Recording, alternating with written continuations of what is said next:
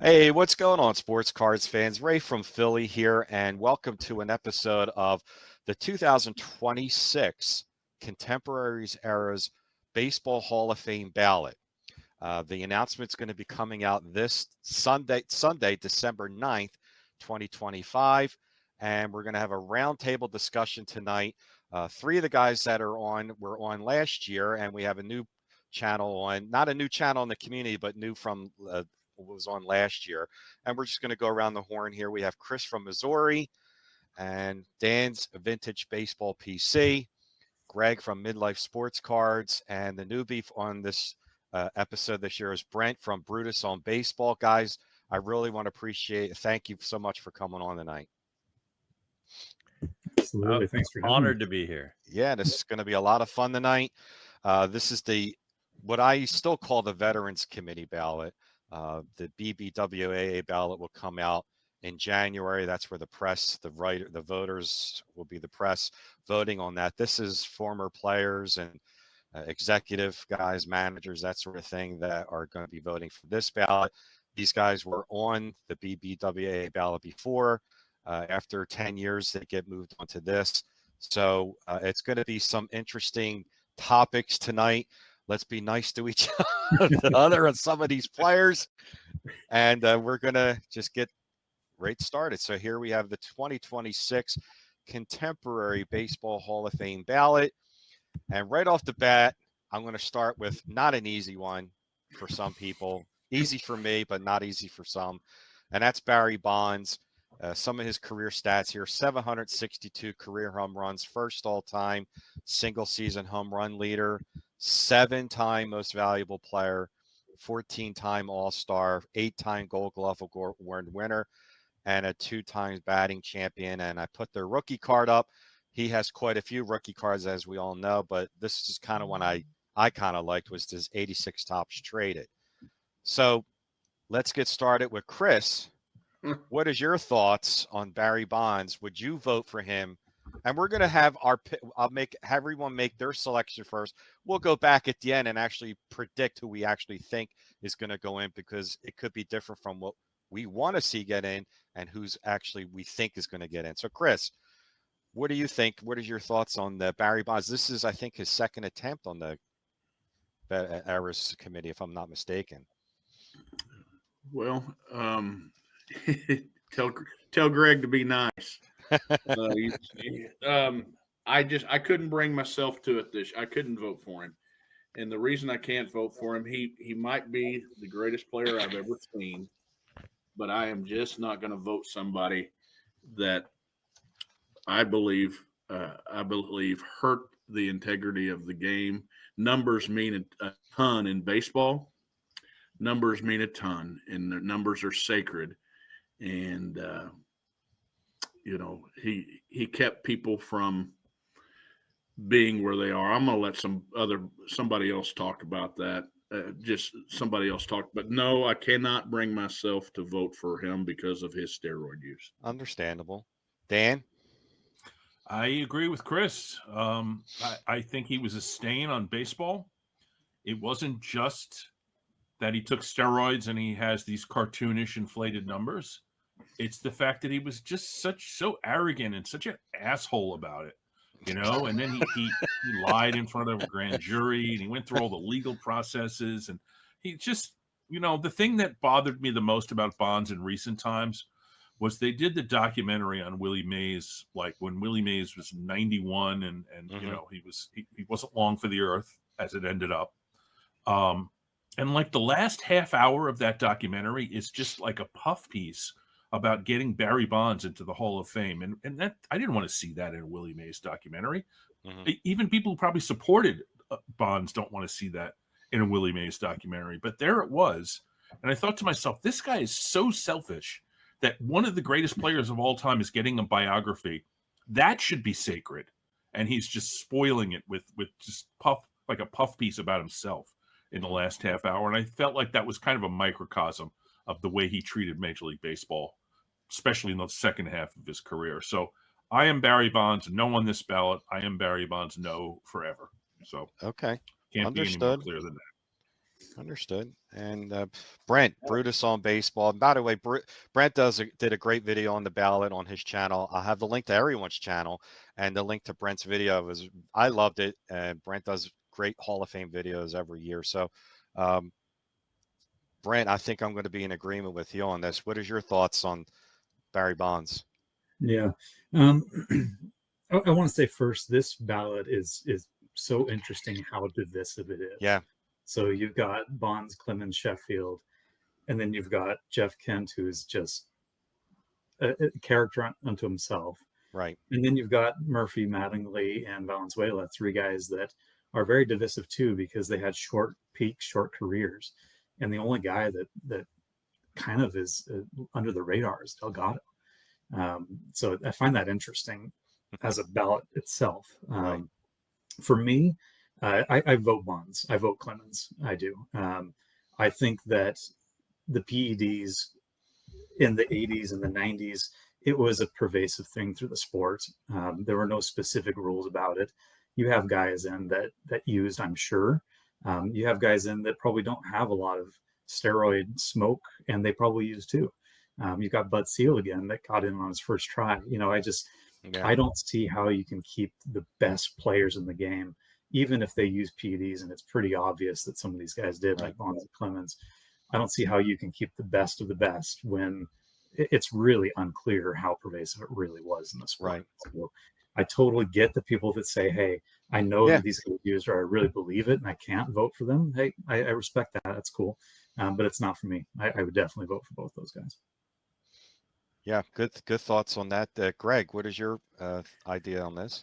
Well, I want to have one quick clarification. As we're going around, am I saying that these people should be in, or they would get one of my 3 votes? They would get one of your 3 votes first. Okay. So I think if we start looking at character and we start making that a huge piece of the decision of who was a likable person, who was a good person, we have a lot of people in the Hall of Fame who were philanderers, who gambled, who took different drugs, who were alcoholics. I think that we could, if we're going to start stopping people from getting in because they're not likable, and Barry Bonds is not a particularly likable person. So there's no doubt that at the top of the unlikability list, Bonds is a very easy choice. I think that we would have to then remove some people. So whether they're likable, whether they have things that they've said, things that they've done, ways that they've treated people, I don't think that at this point we can go back and try to do that personally. I respect where Dan's coming from, but for me, there's a lot of guys that we all like a lot and collect their cards of that wouldn't belong if we started talking about character. Bonds is as good a player as I ever saw. Bonds was unbelievable. I know that we all think of his inflated numbers and, he hit all these home runs. If I'm not mistaken, I think he hit over 50 home runs one time. So yes, he definitely benefited from the use of things, but at the same time, it's not like all that did was make it where he hit home runs every time he swung. He was a very good player, defensively, offensively, was 40-40. For me, it's an easy choice on a yes, I don't think that we can have a Hall of Fame without a player of his stature, personally. Yeah, and as far as my vote goes, I'm voting yes if it was my vote to put him in. Uh, Greg, you made a good point. If we went in and looked at all the guys that are currently in there now, it'd be a lot of guys out, and I, we don't know how much it helped him with this. And even if he didn't do it, there's no doubt in my mind he would have hit 500 homers anyway. I don't think he would have hit 762. This guy was the best player I ever saw in my lifetime, all around. Could field, could hit, was a five-tool player. Everybody around him, I'm sure, was taking it. He was just so much better than everyone else while he was if he was taking it. We probably think he did, but he was just so much better than everyone else. At the time when 80% of the players around him were doing it, and it wasn't a rule. And Seelig is in a good point there. While he was overlooking it, you can't have. He's part of history. You can't erase 762 career home runs. Whether 200 of them were he was on steroids, it doesn't really matter to me, because I still believe he would have had incredible, great numbers. Not elite numbers, maybe, but he still would have had great Hall of Fame numbers. My vote is yes for Barry Bonds. So I know I'm going to get some slack for that, but that's okay. Next up is, another one. Roger Clemens. We we could start with Chris again. Shall I just put no? Well, I don't get to say. I don't get a review. I don't get to review all the falsehoods that you guys spoke of. But I reviewed them, Chris. I want to hear them. Yeah, well, feel free. well, so we'll get to the rebuke here in a second, but I was on a show talking to, and steroids. I hate it that it's this conversation. Yeah. We should be talking about great players entering the hall, and then we should be sitting at a bar with our friends discussing whatever. But the steroid stuff is now going to come up year after year after year after year, because you kind of look at it. There's about 16 guys that, with the numbers they have, kind of make them probably Hall of Famers. Now, the reason I'm going to vote no on Clemens is, one, it's Greg's favorite player, and then two, when I say the steroid guys assaulted the record books, and I'm not punishing them. I had a note saying, why are you punishing them? So I looked into Roger Clemens, and Roger Clemens, it looks like to me, in documents, he of course, now Andy Pettit misremembers, but in 2008, Andy Pettit was told by Roger Clemens that he used in 2007, and so if Roger Clemens started using in 2007, Roger Clemens won 4 Cy Youngs after 2007. I think you mean 97. I mean 97. I'm sorry. Thank you for correcting me, Greg. Seriously. But in 97, if he won 4 Cy Young awards, he beat out in the National League when he was with Houston, Randy Johnson. That would have been Randy Johnson's 6th Cy Young. When Randy Johnson was in the American League, Randy Johnson finished second to him again in the Cy Young award. That would have been 7 Cy Youngs for Randy Johnson. And, here's how he was punished. He got 4 Cy Young awards, and he made $209 million over the course of those years. Now, that's a lot of money. And, you can't tell a story about baseball without talking about these guys. But Roger Clemens is mentioned in the Hall of Fame more than half of the pitchers that's in the Hall of Fame. He's got a lot of stuff in the Hall of Fame. We can tell the story. We can tell the story somehow of these guys, but we're going to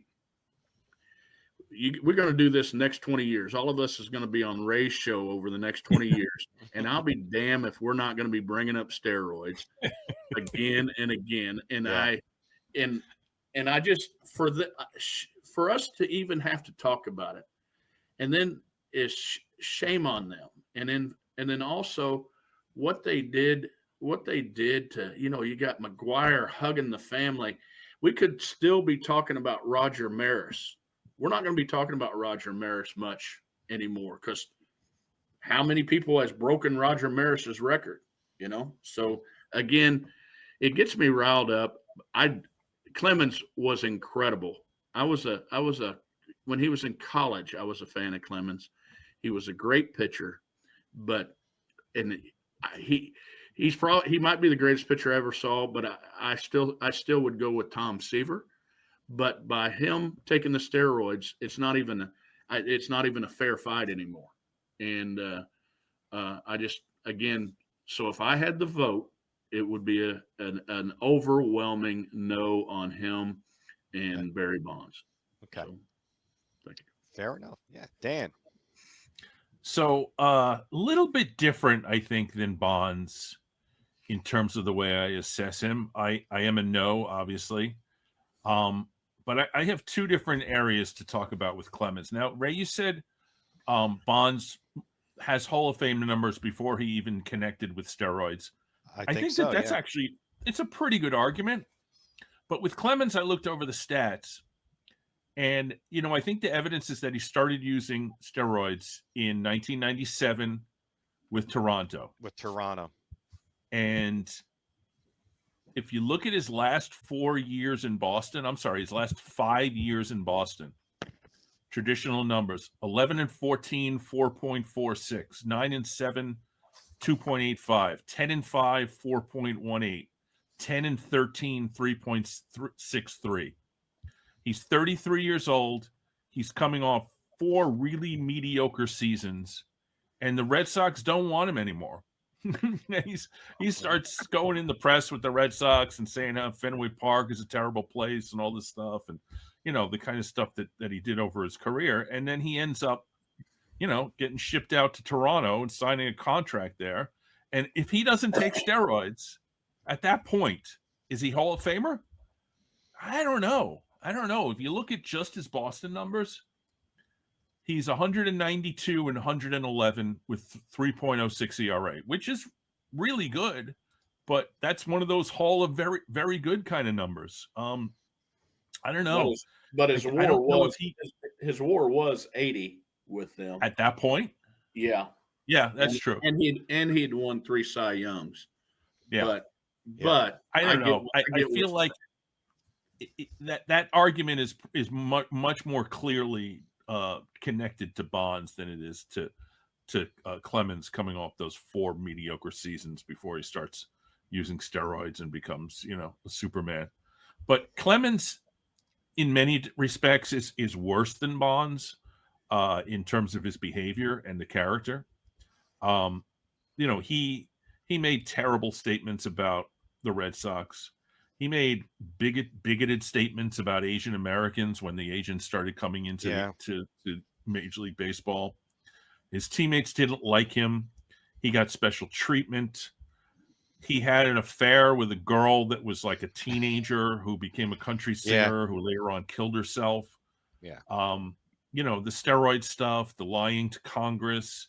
I mean, it's just, the guy is just distasteful to me as a human being. And then when you couple that with the steroids and the arguments that Chris made, like these steroids weren't just boosting his numbers, they were stealing from other players. And I think that's a really compelling argument. So I'm a no on Clemens now. And again, like I said, with Bonds, for however long I have these opinions coming out of my mouth. Okay. Hopefully we will be on Ray's show for 20 years, because that means I made it to 80. All right, Brent, what's your thoughts on Clemens? Well, you already said yes, but do you have any insights on what you feel on Clemens? Well, I'm glad I already said yes instead of having to follow up with comments about all the laundry list of horrible things Clemens has done. I guess one thing that I do find interesting is the comparison to Randy Johnson. It is fascinating when you look at it. But I don't think it really changes the conversation that much. I think both pitchers were incredible and still Hall of Famers. So whether Randy has 7 or Roger has 7, it doesn't really change the opinion that I have that both were Hall of Fame caliber players. What I do find interesting, though, is when I make my videos about the Hall of Fame, I like to talk more than just about numbers and the players' candidacies. I also like to look at how the ballot is structured and what they're thinking. And I do find it quite fascinating that they decided to put Bonds and Clemens on this ballot. Especially with the recent rule changes of if you get less than 5 votes twice, you're off completely for good. Right. And so I do think that is part of the strategy. Maybe it's unspoken or not, I don't know. But I wouldn't be surprised if there is some sort of strategy there to let's get some resolution to this so that we don't talk about it for the next 20 years. Agreed. Either put them in or get them off the ballot. Right. So, yeah, I find that fascinating too. Great point. Yep. Greg. Well, I'm obviously a Clemens fan, and I became a Clemens fan in about 1988 when he had about 65 or 70 career wins. I mean, I understand what everyone's saying. Again, I could repeat myself, but I think the character issues, regardless of what you believe or you don't believe or what is an allegation or what actually happened, I'm not going to start trying to figure that out. But I will continue to say, as we keep talking about character, if we're going to continue to talk about character, then we need to start talking about people that are already in. I don't really understand that line of thinking because we have a lot of bad characters that are already in. Mm-hmm. For me, he had 3 Cy Youngs. He had almost 200 wins. He was an MVP. He finished top 3 in the Cy Young voting 5 times before any of the allegations with the date. I don't really know exactly. I guess Pettit said the date was 97. So if in 97 is the cutoff, he finished top 3 in Cy Young voting 5 times during that. So I just hope as we move forward, we stay consistent with whether you're dominant for a short period of time, if that is something that's good enough or not good enough, because I've heard a lot of people say accumulators are different than guys who are top tier people for a short period of time. Clemens was an extremely top of the top for at least 5 of his first 10 years. Mm-hmm. So I think he's one of the best pitchers of all time. And I think that he is an easy choice for the Hall of Fame. Yeah. Yeah. And Brent made a good point, and I was going to bring this up as well, that I think what's going to happen is, and what's happening now is that either they get in or they're going to be off the ballot and we don't have to talk about this anymore. So to have them both on the ballot at the same time is very, very interesting to me. They're going. It's pretty much going up against each other with taking votes from one another, and I think that's exactly what's going on. It's either they're going to be in or they're out. And if I had to choose or predict, it's probably going to be out. And it's a shame because, yes, these if they were on the steroids, it inflated their numbers to an unbelievable eliteness. But you can't ignore the facts that before they supposedly went on, they were Hall of Famers anyway. Their characters stink. I understand that. But like Greg said, there's a lot of guys in the Hall of Fame. And who knows about Mike Piazza? Who knows? I mean, Von Pudge Rodriguez has been accused of it. I mean, it's unbelievable, about this character thing in the Hall of Fame. I get that. I understand that, but I'm looking more so at performance on the field, and I'm looking at their numbers before they supposedly were starting steroids, and their numbers were incredible. They were Hall of Fame numbers.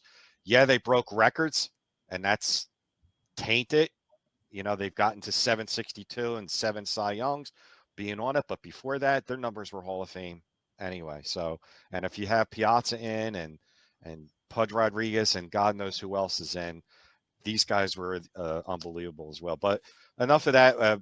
So mine was a yes on that. So next up on here is interesting player Carlos Delgado, 2-time All-Star, 3-time Silver Slugger, 2073 career hits. almost 500 career home runs, 1,512 RBIs, and a 44 WAR. There's his rookie card, 92 Bowman. Chris, what are your thoughts on Mr. Delgado? This is one of the most interesting ones for me, and I think Greg knows what I'm going to say about this guy. But he's probably a no for me because it's a ho hum kind of thing. But this is where, again, sorry to bring up steroids again, but this is where steroids, if Carlos Delgado is clean, and that's another thing that I hate about steroids because you end up questioning everybody else, right? Mm-hmm. So, but if you show that list right here, Carlos Delgado finished second in the MVP ballot, and he was third once, and he was second once. He was runner. He lost to Jason Giambi. Now, would a clean Jason Giambi have beat out Delgado? I don't know. I would bet not, but I don't know the answer. And he also lost an MVP award to Alex Rodriguez. Now, if those accolades were up here, 2-time MVP Carlos Delgado, with everything else, I think he's a shoo-in. Mm-hmm. But I'm gonna vote. I'm gonna vote no on Delgado. I'm gonna vote no on him. Okay, Dan, what's your thoughts on Delgado? Yeah, I mean, I did the research on him. He seems pretty clean. It's been questioned, and it is sad, like Chris said, that like everybody who was a power hitter in that era is going to be questioned. Yeah. But he seems clean. His trajectory in his career also looks very clean. He has a step up in his mid-20s. He peaks in his late 20s, early 30s, and then he kind of falls off, and he ends up at 37 being done. And, at age 37, Barry Bonds was hitting, 60 home runs or whatever. So, 73 home runs, whatever it was. But, here's the thing about Delgado. He's a 44 WAR, which is not a Hall of Fame WAR. But those home runs look good. And you think about it, how they compute WAR is often kind of a mystery to me and maybe plenty of others. But wins against replacement in steroid era, is his WAR down because the replacements, the numbers are so much higher for everyone else? Yeah. And he's the clean guy hitting 45 home runs. I don't know. It seems like it's such a hard one for me. But I'm going to have to say no because there's other people on the ballot that I want to say yes to. Okay. But not because I don't think he deserves it. I think maybe a couple of ballots later, whenever he gets up on a ballot again, maybe he's in. But really close call. I think of him like Fred McGriff. Maybe a little bit less in the counting numbers than McGriff, but so close. But he's not there for me. Okay. Brent? Yeah, very similar thoughts. Overall, I like Delgado. I liked him as a player. I loved watching him hit, but he was kind of a one-dimensional type guy. He'd get on base, he'd get hit for power. I guess it's two-dimensional, but he didn't do a whole lot else on the field to prop up the rest of his numbers. And I totally see what you're saying, Dan. Compare him to his contemporaries with that WAR number. But when you do look at the defensive metrics a little bit, they really don't hold up very well, and he didn't do that very well. So that's going to hurt him. If he had some of those other pieces, I'd be happy to vote for him. But as he stands, I just couldn't give him a vote, especially with the other players that I have on the ballot for me. Right. Okay. Greg?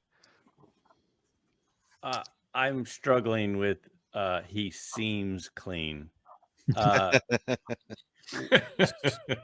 So because nobody ratted on him, he's got to be clean. His entire he never failed a test. He was tested. He's in the tested era. He never failed a test. Bonds never failed the test. Clemens never failed the test. So is that what we're using? Failed my eye test. Failed my eye test. Didn't Ortiz fail a test? Ivan Rodriguez never failed the test. He shouldn't be in the Hall of Fame. Ivan Rodriguez shouldn't be in the Hall of Fame. Ortiz shouldn't be in the Hall of Fame. Okay. Okay, Sorry, I Greg. could go. Yeah, Craig. So for me, I feel like if there's allegations, where there's smoke, there's fire. Some people got away with it. There are people in the Hall of Fame, Chris just mentioned a couple, that I think took stuff and they're in because they seem clean, because nobody said anything. That's the part I struggle with. I mean, his entire career was the steroid era. And he fell off at age 37 because he played 26 games. I mean, he came in and really started playing a decent amount in 96 when it all really started. And then and if we're saying Clemens is definitely guilty, which let's just go with that.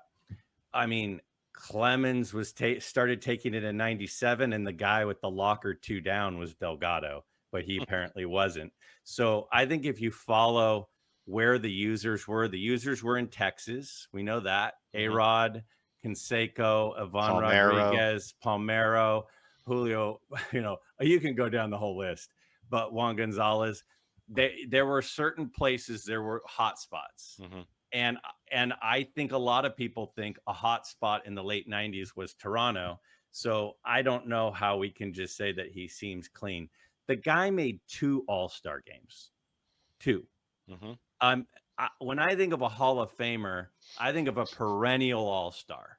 He made 2 All-Star games. Now, if I'm being honest with you, when I look at his stats, when I look at his performance, I personally would have no problem if he was in. I get 3 votes. I'm not using one on Carlos Delgado. I have no problem if Carlos Delgado gets in. To be honest with you, I don't really have a problem with any of these 8 guys. I hope that at some point, all of these guys get in. Personally, I'm totally cool with Carlos Delgado getting in, but I can't vote for a guy who made 2 All-Star games over a guy who had back-to-back MVPs like Dale Murphy and was a Silver Slugger and a Gold Glove Award guy, and a Don Mattingly with the same sort of stuff. So I think he's a really good player. I'd have no problem if he's in the Hall of Fame, but there's no way if I only have 3 votes that he's getting one of my 3 votes. Right.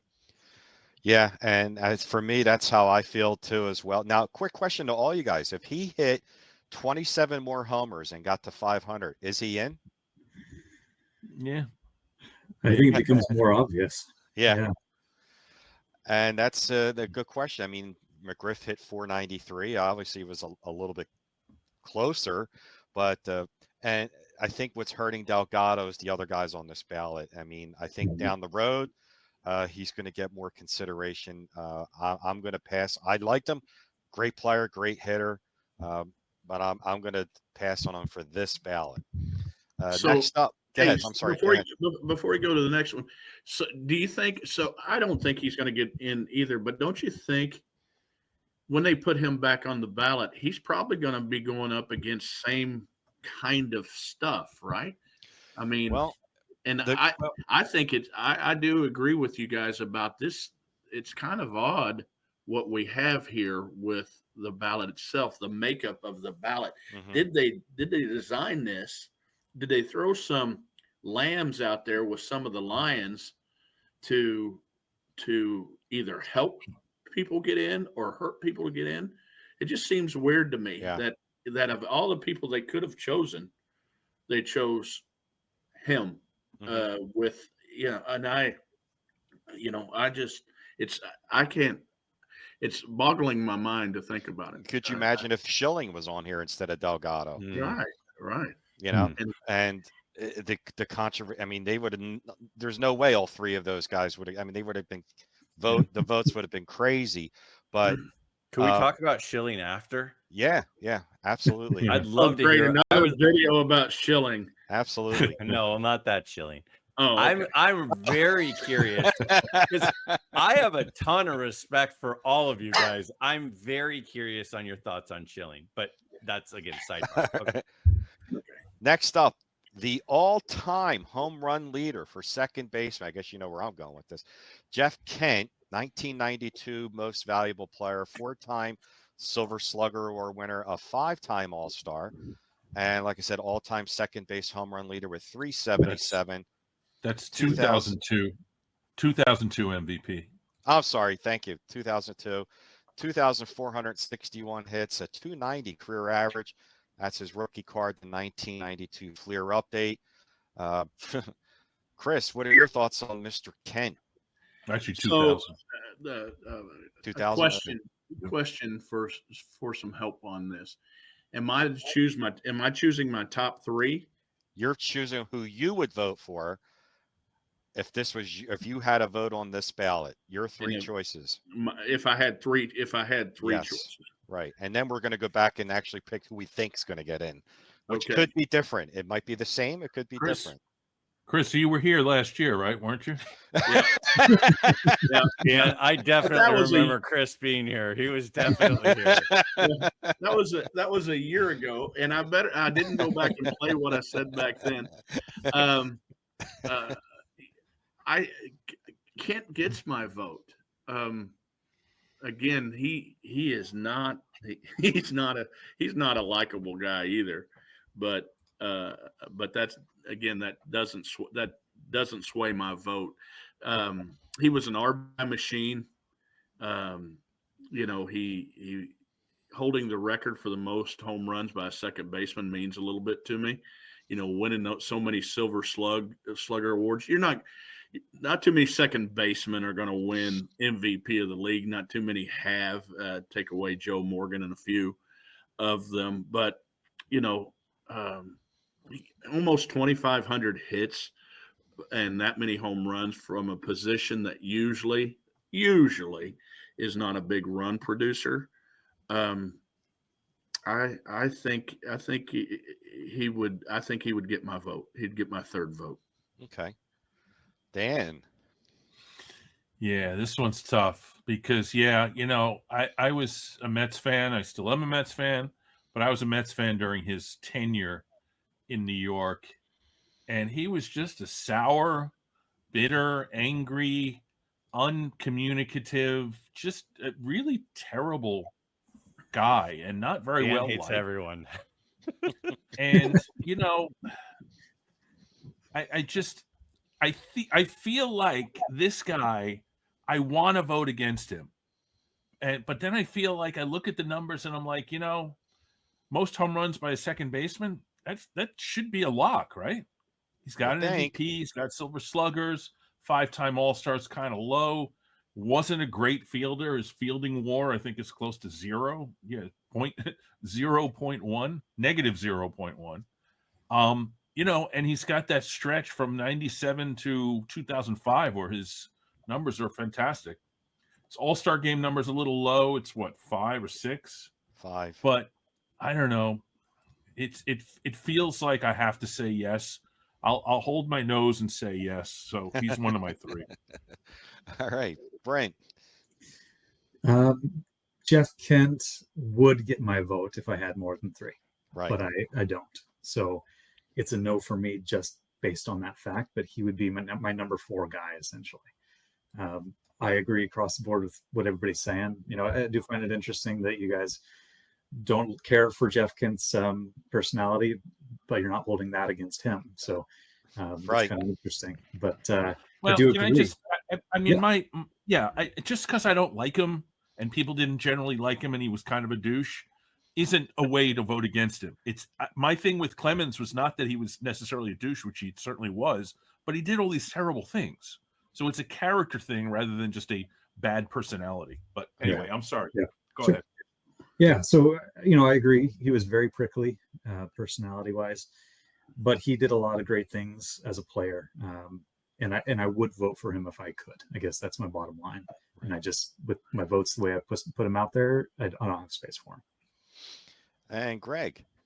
I think everyone made great points. All 3 of you guys so far have made really good points about Jeff Kent. I don't have a ton to add. The one thing I'll say is he was pretty mediocre until 1997. And again, we're kind of saying 1997 is the year. No, I'm serious. Look at his stats. We're talking RBIs in the 50s and 60s every year until 97. Then he gets 121, 128, 101, 125, 106, 108, 93, 90, 107, 105. So he goes this 10-year stretch where he's averaging well over 100 RBIs after being in the 60s. But again, his name was never included in anything. So we just say, well, it's more than that, Greg. I don't want to interrupt you, but it's more than that. Jeff Kent was actually one of the like anti-steroid guys. If you read up on him, he was like adamant about being tested, proving himself clean, all that kind of stuff. And the part of his career where he's not productive, he got jerked around by the Mets a little bit, like different positions in the lineup, all kinds of stuff. So it's when they gave him a full-time job and said, "You're our second baseman, play here every day," that he got the more, a job, a full-time job every day playing that position, batting third or fourth. That was when it happened. So sorry to interrupt you, but it's a little bit different. Those are good points. Those are definitely good points. It is quite a jump to suddenly double in all your offensive categories, but those are really good points. And regardless, I think Jeff Kent belongs in the Hall of Fame. Personally, I think he is a Hall of Famer. I get 3 votes, so I'm not going to use one of my 3 on Jeff Kent. But I think that Jeff Kent is worthy of being in the Hall of Fame. I'm not going to vote for Kent because you already voted for 2 and I have 1 left.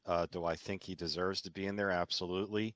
I think the all-time home run leader at second base is huge, and his amount of hits is really, really good. 290 career average. He's not a great defensive player, but did win an MVP award. And I'm not looking at, his surliness in the dugout. I think he got in a fight with someone in the dugout. I think it was Bonds, if I'm not mistaken. Yeah. He got in a fight. So, that is what it is. But I'm going to pass on my vote because I'm saving it for one other player. And next up is. Can I jump in real quick, Ray? Sure. One last thing about Jeff Kent is, you look at his results from the writer's ballot, and he climbed very slowly. But I think the reason why he never got in was because he was never in the top 5, 7, 8 players on the ballot. There was such a stacked ballot with everything going on, and he got lost in the shuffle. Yeah. Would he have gotten in if that ballot had been cleared? Probably. And I'm really worried that the same thing is going to happen again here. Right. That he's a guy that most people can say yes to, but not many will, because they're going to split their votes among different people. So that's exactly. I agree with that, because he's not anybody somebody's going to be adamant about and gonna and say he's the guy that if you're 4 Bonds and Clemens to get in, you're pushing them, and then Ken, and then if you're wanting somebody, other players, he's not one you're jumping up and down saying this guy needs to get in the Hall of Fame. And I think it's guys like him and guys like Delgado that are sacrificial lambs on this ballot. Suffer from it. Yeah, that's a strong possibility. Very, very strong. Okay, next up is a guy that we've been hearing about for quite a few years. Very popular player, Don Mattingly, 1985 AL MVP, a 9-time Gold Glove Award winner, did win a batting title, 6-time All-Star, 2,153 hits, 3-time Silver Slugger. This ballot's unbelievable. Don Mattingly, Chris, your thoughts on Mr. Mattingly?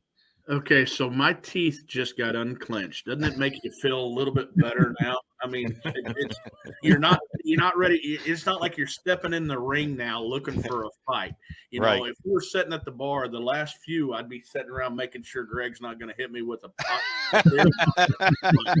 I'm not watching the front door saying I'm going to get my ass kicked here in a minute. It's just bringing some relief in now. So I'm not a Yankees fan. I want that to be clear. But this was it's a yes for me. And I've been writing this book for 25 years that I'll never finish. And I talk about Don Mattingly in one of the chapters. And Don Mattingly was the best player, I thought, in baseball when I was playing baseball. For 4 or 5 years, I thought of him as the best player in baseball. And I've watched Brian Kenny and his from 84 to even 89, 84 to 89, he was the best player in baseball. And, he was a power hitter that didn't strike out very much. And, he was a run producer. But his WAR is fairly low. But this guy won 9 Golden Gloves. And this is where I don't understand WAR all that much, because I think, Dan, if you could look up his defensive WAR real quick on your little computer thingy, I think you're going to find that he had a well below average WAR, defensive WAR. Yep. Yeah. And that takes away from total WAR, Mhm. and I, whatever that WAR says, I know better by watching him play. He was a better defensive player than Steve Garvey, but Steve Garvey wouldn't throw the ball to second base just so he wouldn't make an error. Don Mattingly wasn't that. He sacrificed, his body and all that kind of stuff. And he was born with bad bones. And his peak was that enough for me. And I think if you're the best player in baseball, or the top 2 in baseball for a while, you deserve consideration for the Hall of Fame. And my vote for Don Mattingly is a resounding yes. Okay. And Dan, then I want I'm him sorry. to walk through the doors of the Hall of Fame with Thurman Munson's spirit on top of it. And heck, you know what? Even just throw something out there, little something for Greg. Maybe he can walk hand in hand with Greg Nettles. How about that? Oh, Mr. Nettles. Dan, what's your thoughts on Donnie baseball? Well, now that we're all kumbaya, I mean, look, I saw this guy play so many times, not only on television, but in person. What an absolute pleasure to watch this man play baseball. Not only hitting, fielding, just his general attitude. I mean, he was just a pleasure to watch play baseball. And when he was on and healthy, he was, like Chris said, he's the best guy in the game. And fielding, I am shocked. I literally didn't even check Mattingly's fielding numbers because I expected that his fielding WAR would be high, and it's -6, which sounds insane to me. 9 Gold Gloves. I think maybe it might have something to do with range. I don't know, range factor or whatever. I'd have to go do the deep dive into it. But I saw him play a lot of first base, and I agree with Chris. He's a damn good first baseman. Fantastic hands. And, he played early in his career. He played on some good teams. They didn't win the division or whatever, but they were good teams.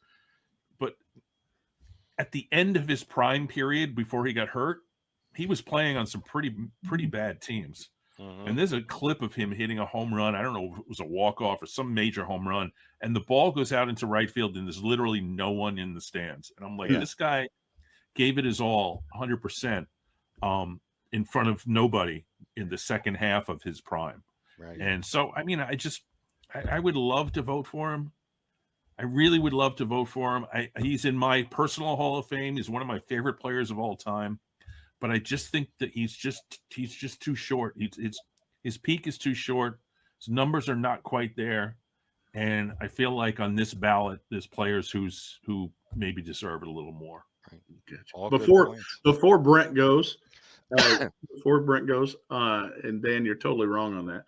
But WAR, I believe Steve Balboni's defensive WAR is higher than Don Mattingly. Wow. I'm not gonna bet on that, but I bet if you look up Steve Balboni's WAR, it's gonna be higher than Don Mattingly's. So now go ahead. Well, if it's negative, mine is higher than his. Yeah, anybody's is. Dave Kingman's is probably better than his, I'm going to check that right now. even though he played in the outfield. But anyway, Brent, what is your thoughts on Don Mattingly? Yeah, so this is one of the ones that I probably get the most flack for whenever I make videos. Yeah. Don Mattingly is a no for me. Okay. I agree with Dan. I think he had a great peak, but to me, a Hall of Famer's got to have a peak and some longevity with it. And I don't feel like he has that. But like Greg said earlier, would I mind seeing him in the Hall of Fame? No, I think he'd be a great addition to the Hall of Fame, but I just don't think I could vote for him. Yeah. And usually when I talk about Mattingly, I have to talk about Mattingly by not talking about him, because number one, I would vote for Murphy over Mattingly any day. when you compare the two side by side. Number two, I don't see why Mattingly is on here again. This is his fourth time Autumn Veterans Committee ballot. The first two times he got less than the 4 votes needed. And Keith Hernandez has not gotten a single veterans ballot. And you look at the two of them side by side, 12 Gold Gloves. And, you know, I did look it up while we were talking here. You look into the defensive runs saved, so that's kind of what the D-WAR is based off of. Mattingly is a positive 33, but Keith Hernandez is a plus 117 for his career. So I think they're already award. And did Mattingly deserve it? Probably 3-4 times, but 9. No. I don't know. I don't know if I could say that, but I think that Keith Hernandez probably deserved close to every single one of his 12. So Mattingly's no for me. He just didn't do it long enough. Right. Greg. Can I just say before we get to Greg? Dave Kingman's fielding was a negative 17 WAR. Wow, I'm not surprised What there. was Balbonis? What was Balbonis? I'll look up Balbonis next, but I've interrupted Greg enough. Yeah, Greg. Chris mentioned that Mattingly's WAR was low. To add to his WAR, I think this is a tough one for me, not because it's does Mattingly belong for me. It's because is it Mattingly or Dale Murphy is my third pick. For me, above Kent. I think that, you know, I'm sitting here listening to you guys and I'm going, I don't think I belong in this panel because you guys have all forgotten more than I've ever known about all this types of baseball stuff. I'm just here for my good looks and charm, I guess. Because you guys know just freakish amounts of stuff.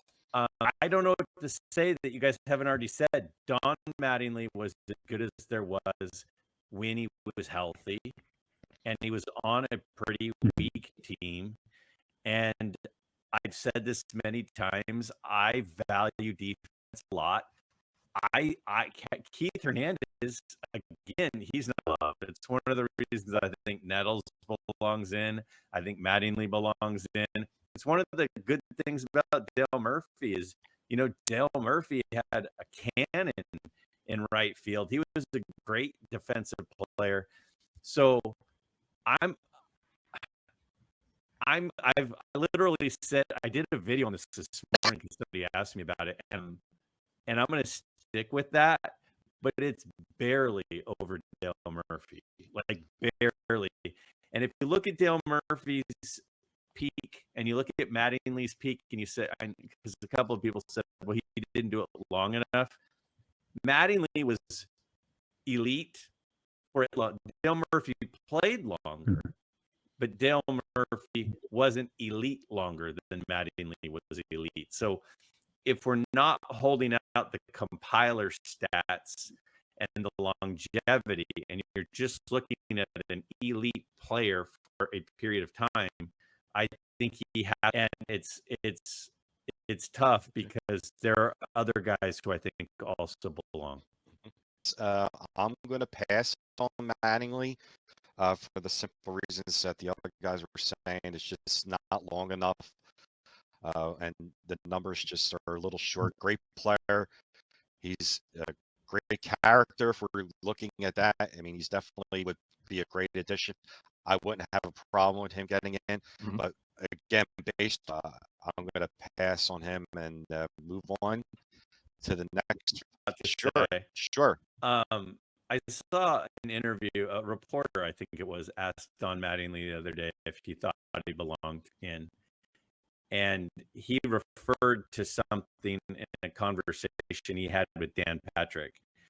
And Dan Patrick, he said, I think if the Hall of Fame had a game and I was able to play in the game, he said, I think I would have fit right in. That's great. And that's a just a humble way of saying I'm at that level. And another thing I think about when I hear him say that, I think, okay, let's just say that we were picking, and these were the 8 guys that we could choose to be on our fantasy team to play in this game today. Would he be one of my top 3 picks? And I think that Don Mattingly at first base, with what his ability, his attitude, his leadership, I think that he's one of the top 3 guys that I would pick in that game. Right. Okay. That's awesome. And That's pretty good. speaking of who we were just talking about, Dale Murphy, career stats, 2-time most valuable, 2,111 career hits, 398 home runs, 1,266 RBIs. Chris, Mr. Dale Murphy.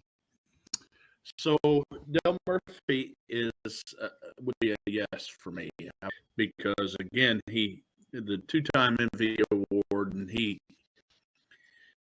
actually had 3 top peak years. But I know he played in a hitters friendly ballpark, but he as well, his defensive WAR is negative as well. So somebody can correct me, but I think his WAR is negative defensively. But he was, again, to me, he's a lot like, to me, I picture him like Dave Parker is what I picture him to be like. He was the best in the game. He was the best in the game. Matter of fact, if you took the 80s, the decade of the 80s, he's number 1 in total bases, I believe. He's in the top 3 in RBIs, or tops in that. So he owned the 80s. And even though his peak great years, that was part of the 80s, but it was good enough that he was one of the best players in the 80s. If God was going to let me design a baseball player, I would have designed something that looked like Dale Murphy. I just had a great 1980s decade. And if you're one of the greatest consideration, Dang. So I'm saying yes Okay. to Dale. Dan. Dale Murphy. Well, he's a close call. There's some stats of his that I really love. 1982, 83, 84, and 85. Each of those seasons, he played 162 games. And each of those seasons, he hit 36, 36, 36, and 37 home runs. That's the juiced year. I think everybody had home runs that year. But anyway, I like his numbers. I like his career trajectory. I think, like Mattingly, he had a bad back that cost him, because he the last 3 or 4 years of his career were not very good, and he was done at 37. So he's one of those guys that the back a couple of more good years, he's into the mid 400s on home runs. Started out as a catcher, moved to center field. He played mostly center field throughout the 80s, some right, some left. But last years of the game, tremendously nice guy. Every person who has ever met him, at least on our standpoint, fans have always said he's just so gracious and nice. And I just can't see leaving him out. And, he's one of those guys that, he's not 80 or whatever, but he's getting up in years. And why don't we get him in? Why don't we have a feel good day for this guy? The numbers to get in, let's do it. I'm a yes on Murphy. Okay. Brian. Yeah, Murphy for me is basically the definition of borderline for my vote. He's like right there at the edge for me. And every day I seem to like Murphy. Overall, I typically say yes for me, and I go back to I think something Chris said at the beginning when we were talking about Delgado. If he hadn't been blocked for those 2 MVPs, would we see him differently? And I think when I do see that, it's, kind of puts it over the line for me into somebody that I would vote for yes. But I can't give him a vote on this one because I only have 3 spots. So he and Kent would be my 2 guys that I would like to say yes, but I don't have a slot because I vote for Bonds. But I will say, quickly, he and Mattingly are the 2 guys that you would like to be able to vote into the Hall of Fame. Right? Absolutely. Exactly. Definition of what if, what could have been for these guys. So. I think Dale Murphy belongs in the Hall of Fame.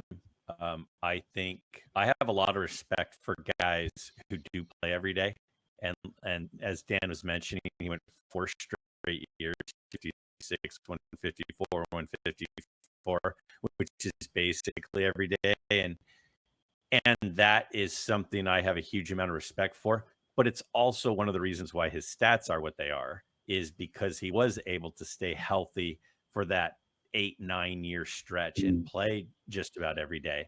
I think he belongs in, but I only get 3 votes. So I hope he makes it. Okay, I'm passing on Dale Murphy, but I really love Dale Murphy. A quick little information on Dale Murphy. He won 2 MVPs. There's only one other player in the history of baseball that has won 2 MVPs. It's not in the Hall of Fame, and that's Roger Maris. And so that's Barry Bonds. And too. Barry, well, yeah. Non-steroid guys. Right, non-steroid guys. And there was actually one year, there was a book that I read about Dale Murphy a couple of years ago that he actually should have won 3. And I can't remember the year it was. It might have been 1987, I think, when Dawson won it. Yeah, it's 87. 87, where he had a higher WAR. His numbers were better. His team won. I think this team did better, and Chicago was in last place. And Dawson's WAR was 4, and he has a WAR that's almost 8. If you're going by WAR, that was the year I think even Bobby Cox said that Murphy should have won MVP, and that would have given him 3, and it would have just been even a lot tougher for him. But again, with the guys on this ballot, and I love to see him in. I would really love to see him in, but I'm going to pass on him. Gary Sheffield. Chris, your thoughts on Sheffield? You've already got 3 votes, but what are your thoughts on him? I've used my 3 votes. I still believe Sheffield was a user, steroids, even if he says he was an accidental user. He's tied to the Mitchell report. He's tied to Balco. There was a sports story on sports radio, local sports radio show that claim, and it tainted my mind. So maybe, I might apologize for this, but he tested, it doesn't say this, but he tested positive for steroids, and then they gave him a chance to clear it up, and he cleared it up, and then they tested him later on, and he tested positive, but they didn't believe the test, and he got a chance to do it again, and he didn't test positive. And I hate saying that out loud because that was I listened to it on sports radio back in the day, and it might have tainted my mind. But again, he's a no for me. He does all the numbers, the all-stars, the home runs, that kind of stuff. But if I'm not gonna be stray, I'm gonna say no. He's gonna get a no for me. Dan, your thoughts on Sheffield? No. I pretty much agree with everything Chris said. I didn't like the guy, but that really shouldn't color it. I just feel that, the steroid stuff, and he isn't Bonds. He certainly isn't Bonds. So, it's not a close call for me. Okay. He's closer to Palmeiro than he is to Bonds, in my mind. So I'm a pretty much pretty clear no on him. Gotcha. All right, Brent, your thoughts on Sheffield? Sheffield is a yes for me, and he is my third and final yes vote on this ballot. I think that Sheffield has always gotten a bad rap because he is a very unlikable person. He comes across as he just doesn't really care about what you think and what anybody thinks of him. And that started in Milwaukee, tons of stories about him throwing balls away, causing errors on purpose to lose games till he got out of there. And it just continued, right?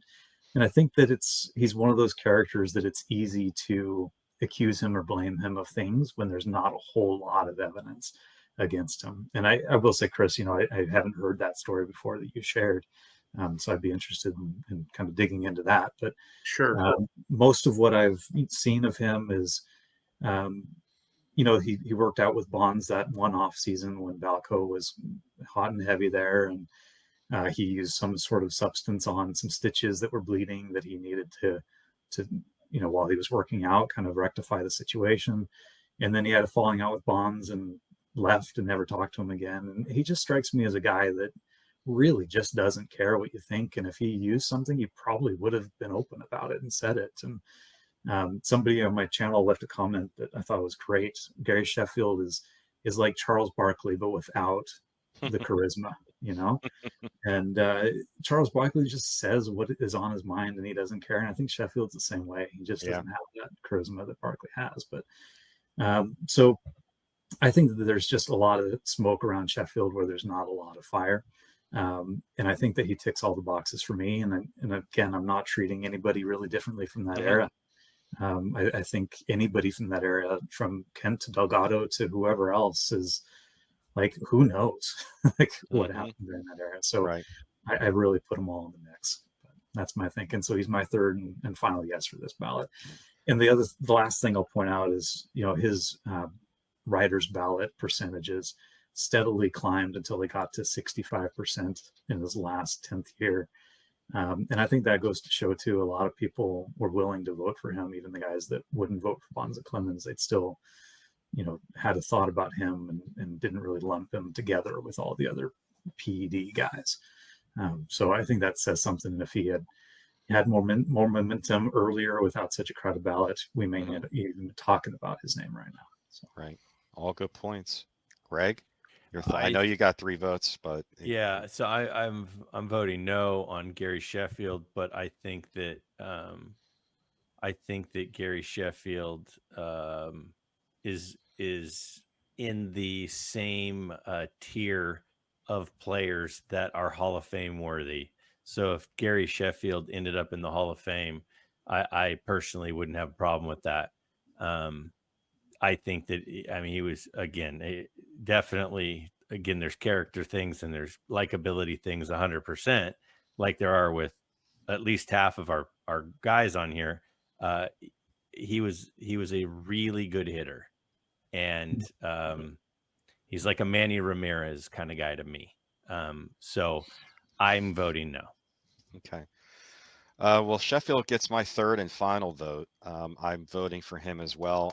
500 home runs is nothing to sneeze at. And, the only story I know of, I never heard about the story Chris mentioned either, but I have to look that up. The only story I heard of was he worked out with Bonds for like a week or something, or maybe a month, and used the cream for his knee. And that was about it. Now I got to take his word for it. And he say that that's all he did. He was a great hitter. He won a batting title. And besides, I don't really look at him as a guy that was a huge guy. It didn't look like he blew up to this astronomical figure. He was kind of a short guy with a great heavy swing, quick swing. And the other point is that on the BBWA ballot, he's gone up every year in votes, and he got 65%, I think, on his last ballot last year. So he's trending in that way. So for that reason, not only am I picking him, but he's also my pick where I think he's actually going to get in this year, because the votes will just keep going up on him, because there's just not a lot of evidence on him, and his name's kind of been not really mentioned a lot compared to like Bonds and Clemens. But last up, we got one player left, and that's a guy that just was put on this year. Fernando Valenzuela, Cy Young Award winner, 6-time All-Star Gold Glove, Rookie of the Year, 173 wins, 2,074 strikeouts, and there's his 81 tops traded rookie card. Chris, I know you already got your votes, but any thoughts on Fernando? As you think he'll ever have? You think this is only year on the ballot, probably? This one makes me smile, though. Yeah. This one does make me smile. I believe as far as nationwide, maybe there's kids that are paying attention to the Hall of Fame. They're going to learn a little bit about Fernando Valenzuela that they might not get to. Fernando Valenzuela was a great, just changed the game for the Spanish community. He gave baseball a shot in the arm when it needed a shot in the arm. But as far as Hall of Fame goes, no, and that's a shame. But this makes me smile and makes me feel good about we're having this topic. I think this is his last go around nationally for people, but people that knew baseball are still going to love Fernando, but no way is he a Hall of Famer. Fernando Mania. Dan. So I'm glad Chris said that, because I respect Chris's opinions, and I think that he knows a lot more about baseball than a lot more people than a lot of other people. And I've been disappointed in the responses that I've seen to this, and everybody's saying, "Oh, he's a one-hit wonder, 1-year wonder." He had such a short time. The guy played 17 years in the major leagues. He won Cy Young, yes, but he was in the top 5 in Cy Young voting 4 times. And I know Greg talked about Clemens and his pre-steroid career, and he was in the top 5 voting in Cy Young 4 times. So, Five. Fernando is 5. Okay. All right. Well, 4 or 5, still a lot. But Fernando had a really, really strong stretch, and he's a really top of the line, top of the rotation starter for much of the 1980s. His second year that nobody even talks about, the year after Fernando Mania, is 19-13 with a 2.87 ERA, and he finishes 3rd in the Cy Young. 1986, he leads the league in 21 wins.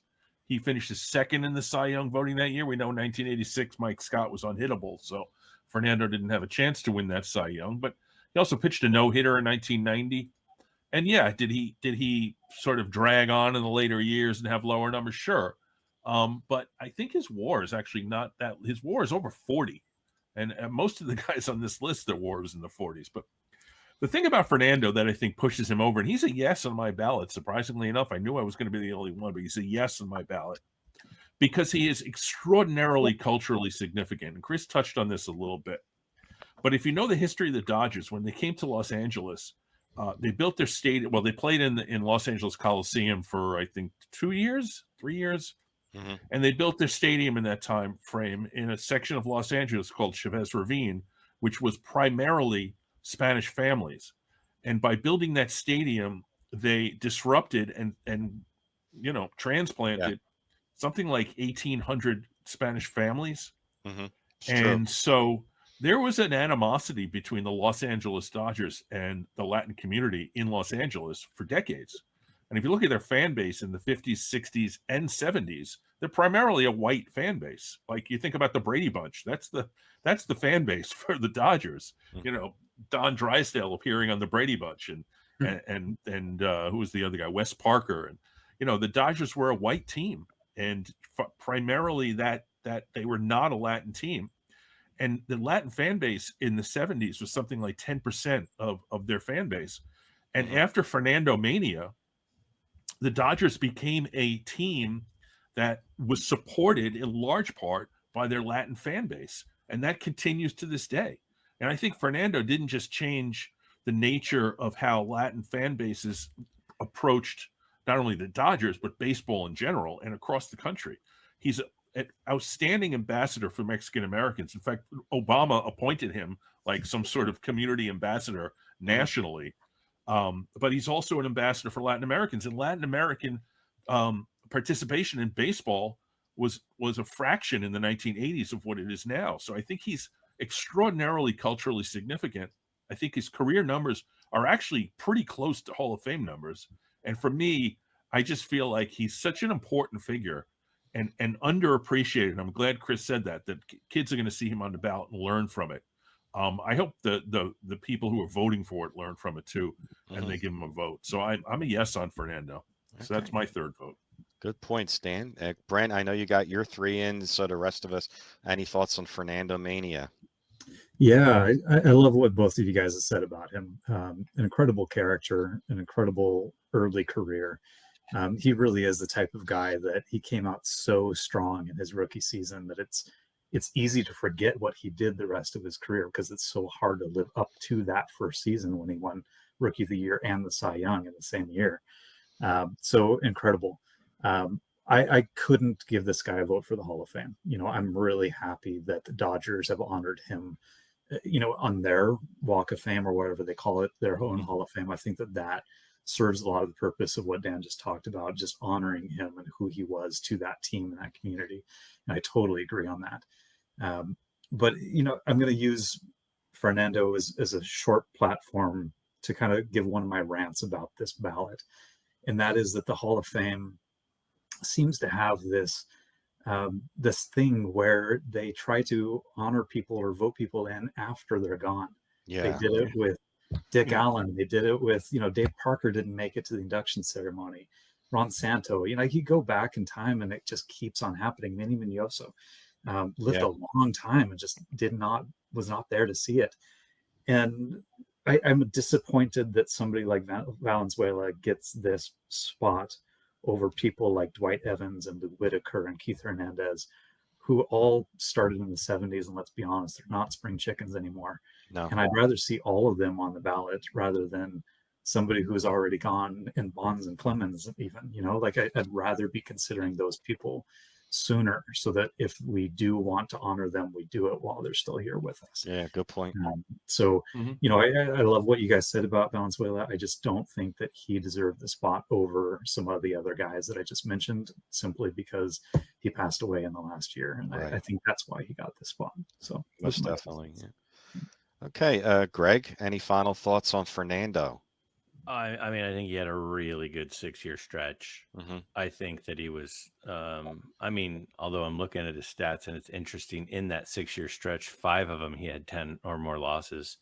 After that 6-year stretch, I mean, if those 6 years were like Sandy Koufax, it's a different story. There were 6 years where he was very good, but he wasn't Sandy Koufax good. Right. Again, I don't see him as a Hall of Famer. I think he was a really good pitcher. I think he was a cultural icon. I think that he did a lot of good in the community. I think he did a lot of good in LA. I think he did a lot of good for, Mexican Americans. I just personally, if I got 3 votes and I got those 8 names up there, I can't see using one of them on him. Yeah, I'm going to pass on him too. I remember in 1981, like it was yesterday. It was the year of the strike, and in the first half of the season, he was unbelievable. I think he might have been undefeated, but then when the strike was over and the rest of the season, not so good. And there were some people that said that Tom Seaver should have won his 4th Cy Young that year. He was 14-2. He had a better win-loss record, but that's neither here or there. Seaver definitely had a great whole year that year. As a matter of fact, the Reds got screwed by, they had the best record in baseball and they didn't make the playoffs because they did a second half and first half winners to get in the playoffs. So Cincinnati really got screwed that year in a lot of ways. But Fernando, like Dan said, a cultural icon and issue of the game. And I think this was more of a sentimental thing to put him on the ballot. And, that's kind of a shame, but he's got a no from me. So to go over the 3 guys' votes, Chris, your 3 votes were Jeff Kent, Don Mattingly, Dale Murphy. Dan, Jeff Kent, Dale Murphy, Fernando. Brent, Barry Bonds, Roger Clemens, Gary Sheffield. And Greg, Barry Bonds, Clemens, right? You said yes on Clemens? Yeah. Okay. I'm sorry, but not trying to be funny. I was just I'm getting sure. trolled by all 4 of you guys now. No. And Don Mattingly is your 3rd, and mine is the same as Brent, Bonds, Clemens, and Sheffield. Now, real quick, I want to cut this a little short. This was who you thought who you would vote for. Who do you actually think is going to get in? You don't have to vote for three. You don't have to pick three. I mean, you could pick 1, 2. I actually think it's going to be 2. One of those 2 is one of the 3 guys that I picked if I had a vote. So, Chris, real quick, who do you actually think, in your opinion, Sunday, December 9th, who are they going to call? Well, I wish I would know who the 16 people are that's going to be voting on this, because that's right. a big deal. Yeah. That's a big deal. But I think they're going to beat up on each other as far as votes go, and there's going to be one person that gets elected this year, and that's either Mattingly or Murphy, because the people that are going to vote for Bonds and Clemens are going to I think they will add one of those 2 players. So one's going to get in this year, and it's going to be one of those 2. Dan, who's your prediction and who they're going to call? I'm very close to Chris, but let me just say I forgot the Fernando stat that I love, which is that in 8 starts in the postseason, he was 5-1 with a 1.98 ERA, if I am correct. Definitely a good playoff pitcher. Yes. Absolutely fantastic pitcher in the postseason. I think it's going to be Murphy and Murphy alone, and I think exactly because of the reasons that Chris said. I think certain people are going to go steroid guys, certain people are going to go away from the steroids guys. They're going to split the votes, but everybody likes Dale Murphy, so I think Murphy's going to be the only one that gets in. Brent, who's your prediction who they're going to call on Sunday, December 9th? Yes, for the longest time, I've thought it was going to be Jeff Kent. I really thought that he would be the clearest path to getting in. But really, I'm not so sure now, based on how the ballot is structured and who ends up on it, that he's going to have that path. I'm really not sure. I do think that it's either going to be Kent or Sheffield. I did agree with you there that they both got really close in the writers' ballot, and put them in a room with their peers. You're going to find out pretty quickly what the peers actually think of them. And I have a feeling that one of those 2 will be voted in by their peers. Mattingly, Murphy, I wouldn't be surprised if one of them gets in. I don't think both are getting in.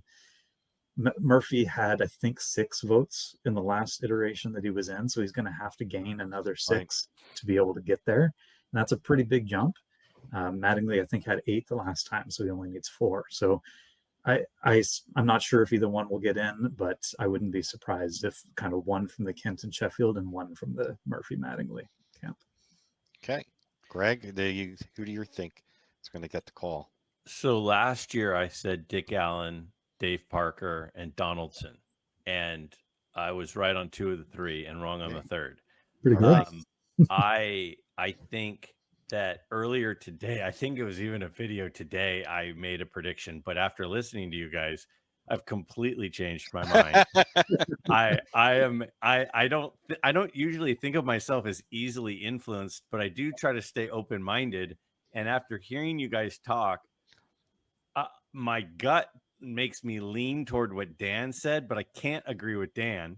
So I'm gonna say I'm gonna go with the shocker and say nobody, because they all cannibalize each other. That's a good point, Greg. That's a very, very good point. That could very well happen.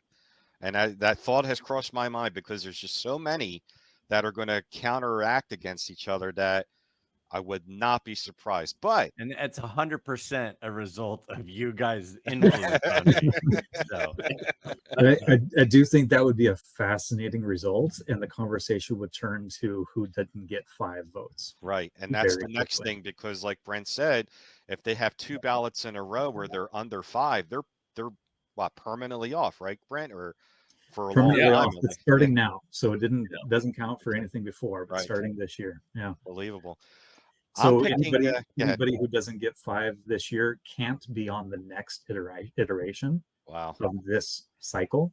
Wow. So 3 years from now, if they get under 5, they can't be on that one, and then they can appear in one more. But if it happens again, then they're off for good. My God. If I didn't get 5 votes, I wouldn't want to be on the next one, right? Yeah, fair. Yeah. Right. Well, I'm gonna say 2 guys are going to get the call, and I'm going to go with Jeff Kent and Gary Sheffield because of how they've done on the BBWA ballots. Same thing with Fred McGriff. He went up and up and up, and then his first year on the errors committee, he got in unanimously. I originally was going to say, as of yesterday, Kent and Murphy, but I think Sheffield is going to get the call this year. But I would not be surprised if it's zero. Would not be surprised if it's zero. But I'm gonna say Jeff Kent and Gary Sheffield are going to get the call this year. Well, there you have it. I really appreciate you guys. It was a joy to have you on again this year. Let's hope we could do this every year. If you guys 20 want to, years. yeah, 20 years. 20 years. Oh God willing, we're still around. Let's see if you guys want to do this, in a month from now for the BBWAA. Let me know. I'll be more than happy and thrilled to do that too. That's the press, the voters ballot on that. That's always interesting as well. So, Yeah. but I really, Chris, thank you so much. Dan, Brent, thanks for coming on first time. And Greg, we love you guys, man. You're great hosts, great channels tonight.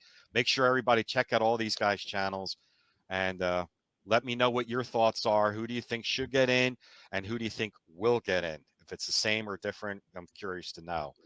All right, guys, I appreciate your likes and comments. Until then, like I always say, have fun with it, and I will see you real soon. Take care. Bye-bye.